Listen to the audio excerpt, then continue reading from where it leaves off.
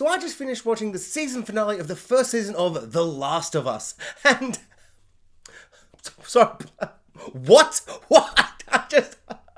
I cannot believe how quickly they made me unsure how I felt about Pedro Pascal. Charming, sexy, charismatic, just impossibly smooth and suave and sexy Pedro Pascal. It's like, I've loved him for years, like we all have, because of The Red Viper, Game of Thrones, all of that stuff. But most recently, I've loved him as surrogate father to little baby Yoda. But we don't get that sexy, charismatic face. So to do the same show, there's essentially just a week-to-week thing. Like, yes, there's an overarching theme, but every single episode, it's just Pedro Pascal as a big, brooding, violent, kind of criminal-like guy, taking around a little child who needs protection, and each episode, they meet some kind of threat. In The Mandalorian, it's a bit more, just meeting some kind of giant space monster, and in The Last of Us, it's more just like meeting the worst man who ever lived, or sometimes the worst lady who ever lived, and they just kind of meet a bad person in a new spot each week, and they kill them. They kill them so hard, and they kill them real brutal like. But every single episode of The Last of Us has focused, when we go to a new group, a new crew, a new group of baddies, they're bad people because we live in a bad world, but they've been created and made bad by this world. But throughout the story, there's been this hope of this cure, this one little dangling thread of hope that maybe this isn't going to be the worst world that's ever existed and just going to be awful all the time. Even the zombies are more awful than usual because they're like fungus zombies and they got all fungus stuff, which is just super gross. But there's been, this cure, this hope that's just held everything together, and they haven't really murdered anyone where I was like, well, they didn't deserve that, so that's bad. It's like, no, well, it sucks they killed someone. I feel bad, but, bad world, bad situation, gotta kill them. And then in this episode, Joel kills like 500 people. And the only crime they committed? Wanting to save the world. I am so in shock. I am overwhelmed by how horrifying and visceral and disgusting and impossibly selfish it is. And I understand his motivations. Love. He lost his daughter in a horrific way, and he's got a new daughter, and he's like, my heart is full again. I was a bad guy, but now I have a heart. And to then murder so many people for this love, it is so disgusting. It is so upsetting. And it's like, I get it. I get his motivations. But they weren't trying to cause her harm. Like that's just, it just happened tragically, horrifically, that the only way to get the cure out of her and to give everybody the cure. And they're not like, hey, we're going to give the cure to, some people. And he's like, wait. You said some people? What do you mean? Like, as a test trial? And they're like, no, actually, insert horrible racist thing. Or insert just for the men. Or just for the under 30s. Or the old people. There's no exclusion. They're just like, we'll give it to everybody. We are going to cure the world. And it's like, wow, that's a good plan. And he's like, shame that I've just got to murder you all. I've just got to kill you all. It is so horrifying. It is so overwhelmingly kind of just sad and upsetting. It is so fascinating and wild and interesting to me that they have made a series where throughout it you're like, oh yeah, he's a morally grey guy. He did some bad things in his past and he'll do a couple of bad things now, but to bad people and, killing those who are trying to kill you. In this kind of world, that's okay. I mean, that's generally okay. If someone's trying to kill you, I guess you can kill them back. Fair's fair, But this level of brutality and savagery, being so selfish to then end the world. I mean, Joel is literally the worst man in the world. You can't be worse than ending the world. He stopped it. He stopped the potential cure. It's, oh my Lord. It's such intense selfish behavior. You can be selfish, grabbing the last prawn on the dinner table at Christmas or whatever, being like, oh, I can see someone else is eyeing it, but that uncle, he sucks. And you just grab it. I'm okay with being selfish in that regard, you know? This just feels a little bit more extreme. Just a lot more extreme. Just so extreme. Just, oh my lord. Just imagine you're following the doctors in this series, and the doctors are trying to find a cure. And it's more of like a scientific, like House, but zombies. And they're trying to find a cure, and then every episode, they bring in someone, and they're trying to do a cure, and House is like, I reckon it's this. And then by the end of the episode, instead of curing them, because it's House, they die. And it's like, oh, one day we'll find a cure to the apocalypse. And then at the end, finally they find the cure, and then an angry old man walks in and kills everybody because he doesn't want to like lose his daughter. He's so selfish that he can't like risk her. And I understand it's so juicy in terms of like material and the story that she doesn't like. She knows something went bad and he's lying because of that end scene. You're like, you know, she knows something, but the fact that like she never gets that chance to give her blessing to be, killed or whatever for the cure, because I totally think she would. And this isn't my thought, this is my brother's when we spoke after the episode, but I think this would have been really, really strong to even kind of cement it harder and to make us confirm that she definitely would have. Because I guess if she wouldn't do that, I guess I'd feel a little less different about it, because then it would feel like they're murdering her for the cure.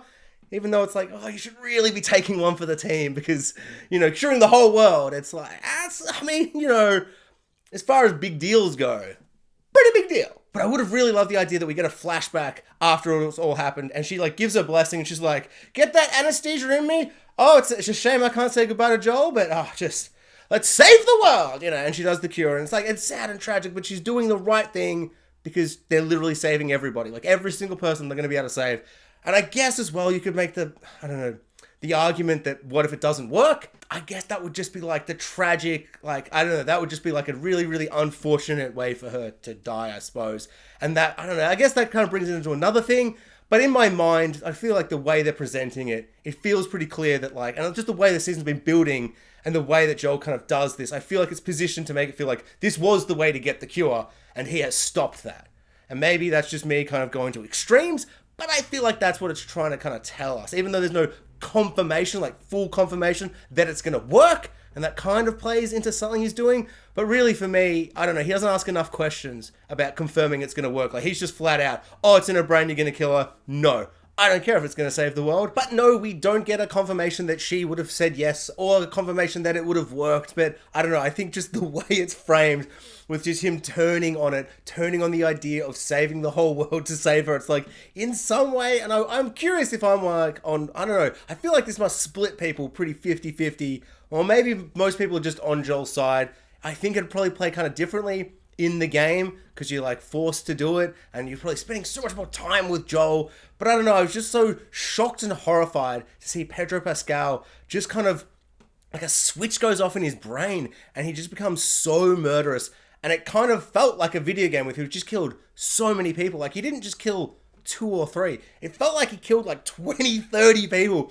And just like people were like dropping their guns, being like, don't shoot me, bro. It's all good. And he's just like, bang, bang, bang, bang, bang. Like, became so murderous and monstrous and horrible that like, even though he's doing it to save her life, like you take out the, that she's going to save the world, so he's stopping that. But just the way he was saving her life was also just so cold and awful and kind of horrible to like watch. He felt so like disconnected at a point, which was like really upsetting to watch, really interesting. I don't know, the way the music kind of played, like the way the scene played, it kind of didn't try and give you any tension of like, oh, is someone going to stop him? Like it was just like a Terminator almost, where he was just going through. And I really liked that like filmmaking choice. It was really interesting. And it it felt like a video game without feeling like like in Doom where you see the gun, first person, kind of feeling like a video game, which I kind of liked, where you're just taking out way too many more people than you usually would in like just a normal TV series. But I was so overwhelmed by how much I didn't like him at the end of the scene. And it's not mostly, it's entirely because he essentially just ended the world. Like, yes, maybe some other mother could be bitten just as she gives birth, but unlike TV shows and movies would like us to think, giving birth actually doesn't just happen in a split second. It's like a long process. So I just feel like that timeline, to get that exactly right, like it's just as a tricky combination to kind of concoct again. And everybody there that found out and realized how she became immune and how she was immune, which is kind of an interesting scene at the start of the episode that I liked. They all died. Like, he didn't let them stay alive to go, well, you just find, like, Joel wasn't like, you doctor scientist who figured this out, just find someone else. He killed them, so now no one knows, like, except for Joel. But he's a selfish prick, and so he doesn't care about the world. So he's not going to tell anyone. He's not going to tell another doctor so they can find a pregnant woman and try and do it. But then that would force them to kill that pregnant woman. So that would be the same as killing Ellie. But Joel doesn't care about that, because Joel doesn't care about anyone else's life except for Ellie's and his. This episode surprised me in a way that I haven't been surprised by the show. I've been horrified. I've been shocked in like a disgusted way of just like, oh, this world's so cruel and mean. But Pedro Pascal, maybe just because he's sexy, charming, charismatic Pedro Pascal, I just, seeing him do this and end the world, and like maybe, I don't know, in The Last of Us 2, someone else appears and they're like, actually, I'm also the cure, but I can be sacrificed because I suck and Joel doesn't like me, so it's fine. I just feel like, I don't know, doing that again doesn't feel like something they're going to do. Like, it feels like they sapped all the hope out of the series. They sapped all that kind of goodwill for Joel. And like, I'm happy to watch a bad character. I loved watching Joffrey in Game of Thrones for years. What a little monster. Loved him. Just the most despicable little man in the world. Couldn't stop watching him. But his selfishness didn't end the world. I don't feel like anyone's selfish, even when we got into the White Walker stuff. But I've tried to black all that stuff out in those last 2 seasons anyway, so maybe something does happen. But I feel like no one is ever that selfish. Like, so selfish, they've brought the end of the world. And it's like, I can think of it like a movie off the top of my head, which I won't say, I guess it's a spoiler. But that movie is so over the top that I feel like the ending, I'm kind of like, oh shit, they ended the world, that's crazy. Whereas in this, I'm like gut-wrenched. I'm like devastated. I'm angry at him. I'm like, how dare you end the world, Joel? It's not a good world, and And yes, every single person except for Tommy they met in the entire show proved to them that the world should maybe not be saved. But I think if you get rid of the zombie apocalypse, maybe at some point people might be worth saving again. So you just kind of, like comes in circles or something. This episode made me feel so much, and it's in the good way, but also in the not so good way. Oh, HBO. You done it again. Oh boy, how conflicted am I? I just, like, on one hand, it's like, yes, I suppose it is just, like, the best thing you could expect from your father. Be like, I don't care about this and that, I'll do anything to save you. I'll kill you a million doctors that are trying to save the world. I'll end the world to save you, because I love you so very much. It's hard to not just think about all the hundreds of thousands and millions of people that are going to die eventually from the zombies because Joel made this one selfish decision. And I think that Ellie, even though she wants to survive and, does everything at every point to survive, is going to think about humanity and think about, like, her, girlfriend Riley, or thinking about, I don't know, all the couple of nice people they've met, Tara or Tara, that girl from the start, the girl from Fringe, and thinking about those and not thinking about all the pedophile / cannibal / rapist, murderer, all the bad people that they've met. I'm not thinking about that side of humanity and thinking about all the good that can come from saving the apocalypse. And I think what hurts even more is that Joel knows he's done the wrong thing. Like, he's done this and he's killed them all, and he's so brutal, just so snap of the, like, fingers, like, oh, you're gonna kill her, don't worry, I've got this, I'll kill everybody, I'll save her. But he knows he's done the wrong thing because he lies to her. He straight up lies, and he's straight up like, okay, so, these raiders came, and, there's like 12 other people who are being killed. There's like heaps of people who are immune. They've tried to be doing the cure all the time, and they failed. There'll be no cure for anybody, and it's such detrimental lies that are gonna, like, seep into her, when it's like she was holding this hope that she is the last hope. And the idea that taking that from her so she never tries to, like, try and do that again, because I guess if there's another doctor who's smart enough to figure it out again, they'll want to take it out of her brain again. And so he wants to stop that from ever happening by telling her, don't even worry. Just don't even worry about doctors and cures. There's a lot of other people. They'll let them all deal with it. Just feels like he's just, like, falling deeper and deeper into this, like, hole of just trying to, like, protect his own psyche from feeling bad about his daughter dying. So he's got a new daughter to protect, and he saved her. And so it's like, I understand what he's doing, but I feel so frustrated by it because it just feels so, like, just peak selfishness. He's just a bad guy, and it's crazy. I don't like the idea of not loving Pedro Pascal. It makes me feel weird. It makes me feel uncomfortable. It's like, I don't know, it's like looking at my favorite meal and just being like, well, I don't want to eat it. It still looks beautiful. I just don't want it in my mouth. I did hear how that sounded. Not changing my phrasing. I feel like depending on my mood day to day is how I'm going to react to this episode and this moment and this choice by Joel. Like, it's one of those things where it's like, if I woke up on one side of the bed where I'm like, oh, pessimistic day, just like, oh, hate my job, hate humanity, all the things, oh, people are bad. And then you just confound that with like, well, you're in an apocalypse, so all those people are even worse and all the worst people survive, all the good people die. If Nick Offerman doesn't survive, does anybody deserve to survive? And you're kind of like, well, I guess Joel should just kill them all, and at least him and Ellie can live happily ever after. Hopefully. Maybe. But then if I wake up on the opposite side of the bed and I'm all optimism, all happy, you know, sunshines and rainbows and dandelions and all that stuff or whatever, I'm just like, should have given humanity a chance, Joel. Oh, so selfish. Oh, it's good. It's depraved. It's horribly depraved.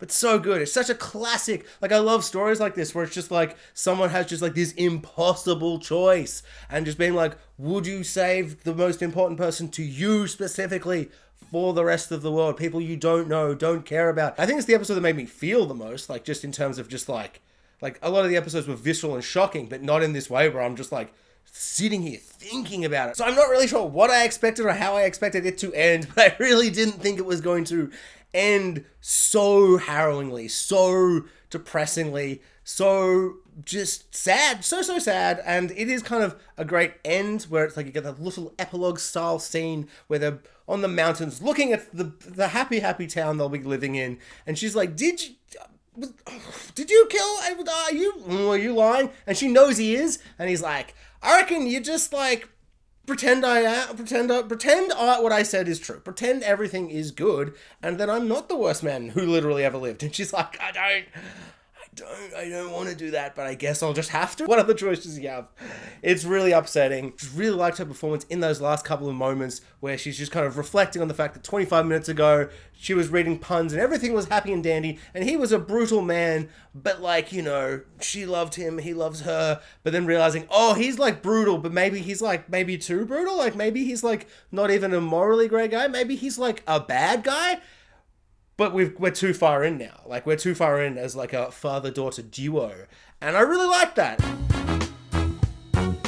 So I'd be super curious, what do people think about this ending? Have you played the game? Is it as good? Is it pretty much exactly the same? So I'm curious, is this ending like super satisfying, super powerful? Or is it meant to be just this upsetting? Am I meant to feel this sick inside and being like so questioning everything I've watched?